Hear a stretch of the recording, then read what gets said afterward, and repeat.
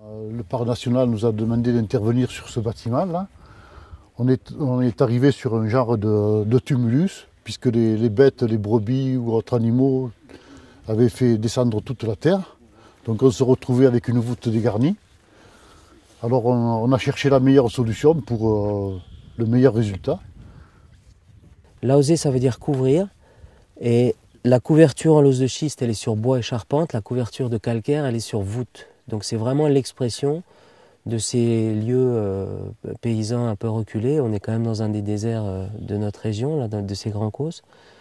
Et ils n'avaient pas de bois. Donc ils construisaient en voûte de pierre. Et la même pierre, le même matériau leur a servi pour couvrir ces bâtiments en voûte.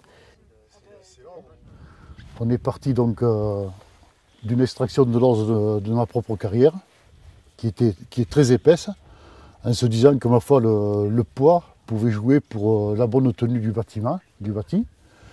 Donc au fur et à mesure qu'on a posé les gouttiers, on a remonté du remblai des déchets de l'ose pour faire un calage qui soit bien homogène et non compressible. Et on a monté au fur et à mesure. C'est ce qu'on appelle des toits en tas de charge. C'est-à-dire on peut dire que les premières tiennent la suite. Enfin, chacune se tient les unes après les autres. Un des maîtres verbes du métier, c'est le calage. C'est-à-dire chaque pierre est posée au fur et à mesure et elle ne bouge pas. Elle est calée avec du petit matériau, en général issu de la taille. Après, en sommet, on a des grosses dalles aussi qu'on retrouve au faîtage, qui viennent caler, alors là, avec un peu de chaux à cet endroit-là. C'est sans mortier du tout.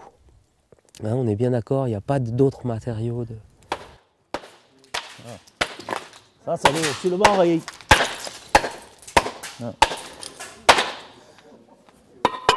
Ça, c'est un autre son. Vous voyez? Ah oui, c'est ça, la connaissance des produits, c'est ça.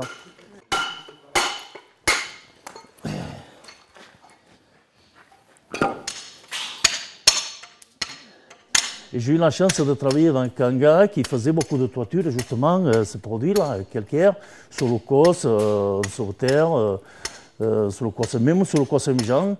Et donc, j'ai eu la chance d'apprendre avec lui.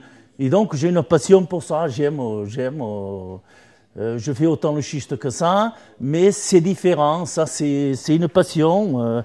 C'est tout fait à la main, donc il n'y a pas de machine qui intervient là-dedans, c'est tout à la main. Donc c'est quand même, c'est un plaisir, quoi. Quelque part, c'est un plaisir. Voilà. Évidemment, il y a les vautours, il y a la faune, la flore, l'agriculture, le tourisme, tout ce que vous voulez. En tout cas, il y a une chose qui est certaine, c'est que le parc national a sauvé les métiers de l'osier. S'il n'y avait pas eu le parc il y a 44 ans, il n'y avait plus qu'un couvreur de l'os de schiste dans le quartier. Aujourd'hui, ils sont une trentaine en Lozère. S'il n'y avait pas eu la prescription et l'aide à la pierre sur les chantiers, ces métiers-là n'existeraient plus. Je vous cite les règles générales dans le cœur du parc, dans les 1000 km² du cœur du parc. On calcule, pour faire simple, un toit en ardoise d'Espagne, un toit en lauze, et il y a un surcoût, il y a un différentiel. Ce différentiel, 100% de ce différentiel va aux agriculteurs.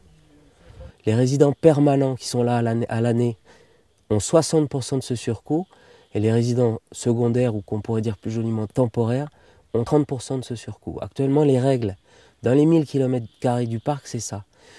Donc les deux des trois trépieds qui font l'assise de la politique, c'est la prescription obligatoire, l'aide, pour l'instant ce sont ces règles, et le troisième, une équipe compétente qui connaît le boulot et qui instruit, etc., qui fait la jonction. Alors ça peut être actuellement nous, au service d'État, ou ça peut être demain une association et des gens qui s'autofinancent autour de tout ça. On n'y est pas encore, mais j'espère qu'on y arrivera un jour.